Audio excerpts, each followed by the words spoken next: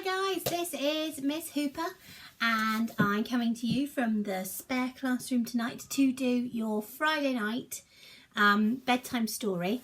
I did promise last week that I would come on a Friday during the holiday to do a story. So today I had a request, and that is from Harry, who hasn't started school yet but will do in not this September, maybe the next September, can't remember. Anyway, as you know, his brother and sister go to our school, and I know that he really likes this story, so I thought I would say, this is for you, Harry. I hope that you enjoy it. So this evening I am reading Harry and the Dinosaurs Go Wild, and it's one of those Harry in the Bucket Full of dinosaur stories. So let's start.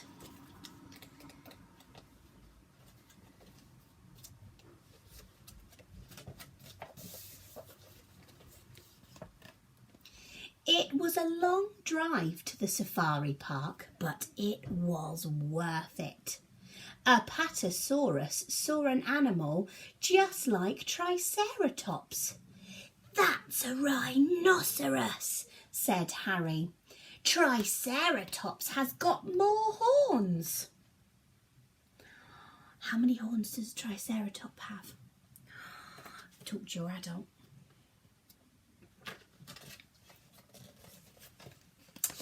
Mum liked the giraffes the best, and Nan liked the zebras. If you went to the zoo or on safari, what animal would you like to see the most? And if you're sat with your grown-ups or your siblings, ask them what animal would be their favourite to see. The monkeys were funny, but the man said not to feed them. Sam asked if they had pandas, but the man said no, they were endangered animals. Oh, that's a big word. What do you think endangered means? If you want to, pause the video, have a little chat with your grown-up. If you don't want to, endangered means that there's not very many of them left.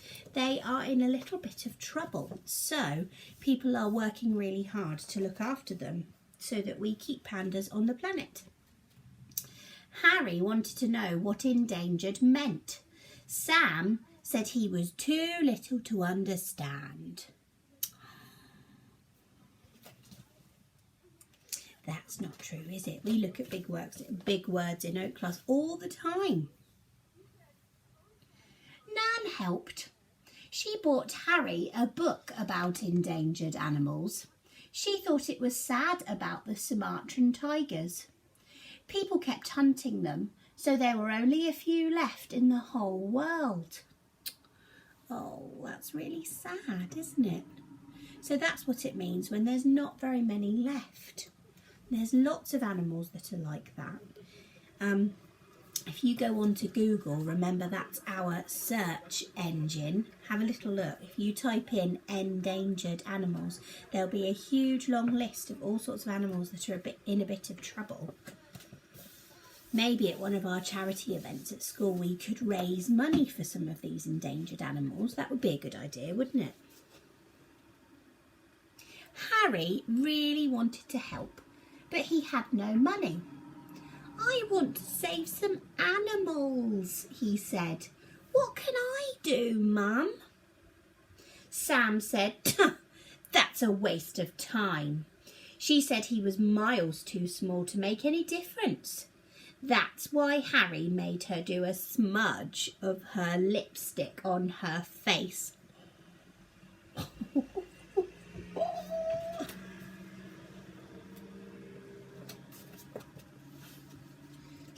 Mum took Harry off to settle down. Then they looked on the internet and found lots of endangered animals. He had a look on the internet too. Mum said, why not do a poster? Harry could put it up in his window. Then maybe other people would help the animals too. That's a really good idea. If you find an animal on the internet that's endangered, why don't you draw a picture or do a poster for one of your Easter challenges. That would be really great. Harry liked that idea. He got out his drawing stuff straight away. Trouble was, it was hard to know which animal to say first. The dinosaurs said, "Rah! We want to save some big animals." So they all started drawing. Tyrannosaurus did a polar bear. Pterodactyl asked Harry to help him do a gorilla. "Wait till I've finished with my blue whale," said Harry.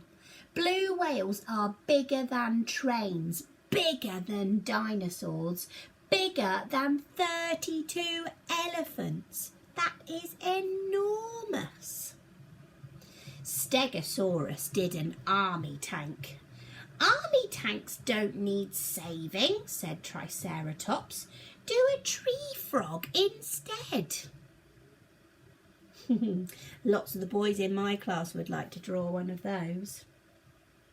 But instead he's going to draw a tree frog from the rainforest.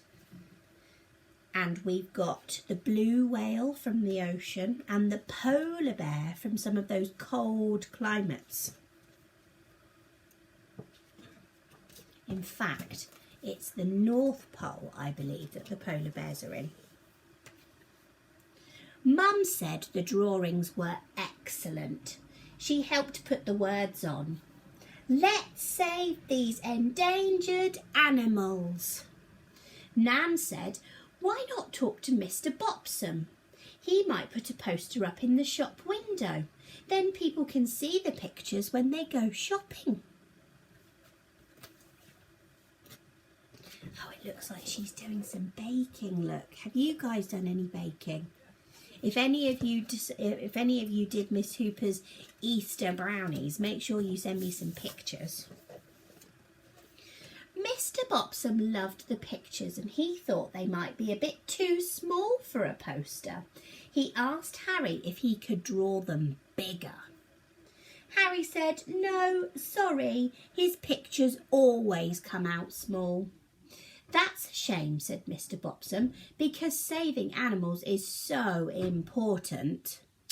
Poor Harry. He went home feeling maybe Sam was right. Maybe you had to be big before you could be any use. Oh, that's not true though, is it? It doesn't matter how small you are or how small a thing you do. It's always helpful. The very next day, Mr. Bopsam was on the phone. "I've had an idea," he said. "Can you do me lots more pictures?" So Harry and the dinosaurs did some more birds and bugs and reptiles and lots more dinosaurs. Oh, birds and reptiles, they're types of animals, aren't they? Talk to your grown-up. To be a bird, what do you need to have? And what's special about a reptile? We learnt about this in Oak class.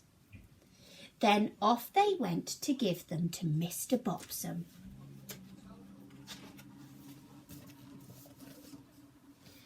When Harry went into the shop 2 weeks later, he was amazed. Mr. Bopsam had made all of his drawings into cards. He said that every time somebody bought a card, some of the money went to the endangered animals. Everybody loved them. They said, "Marvellous! What a brilliant idea! So original! 4 cards for me, please." Look at all of those beautiful cards. Maybe you could draw some endangered animals, or right now, maybe you could draw some pictures of the people that are working really, really hard to keep us safe. People from the NHS. That would be good, wouldn't it? You could put those posters up in your windows if you haven't already, saying thank you for trying to keep us safe. The lady from the paper came and was very impressed. "What a wonderful thing you have done," she said. "Rah!" said Apatosaurus. "Save the strawberry poison arrow frog." "Rah!" said Pterodactyl. "Save the teeny blue-tongued skink." That's a type of lizard with a blue tongue. Miss Hooper only gets a blue tongue when she has one of those frozen Fantas from the cinema. And Harry said, "Quite right, my dinosaurs, because even if you are as tiny as a tick on the tail of a green turtle, you can still do something that makes a big difference." Endosaurus. And that's a really good thing for you to remember. Doesn't matter how small you are, you can still make a really big difference. So those NHS pictures you put up in your windows would be really brilliant. And here we go at the end of our story. We've got lots of pictures of animals.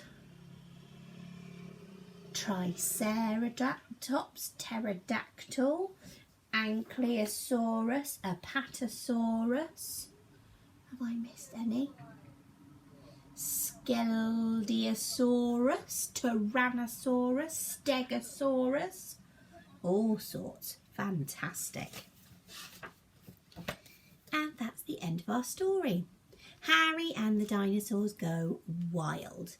I hope that you enjoyed listening to this one this evening. Really lovely message in that one. Let's put it on the pile.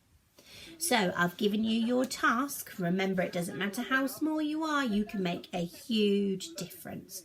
So pop those pictures up in your window.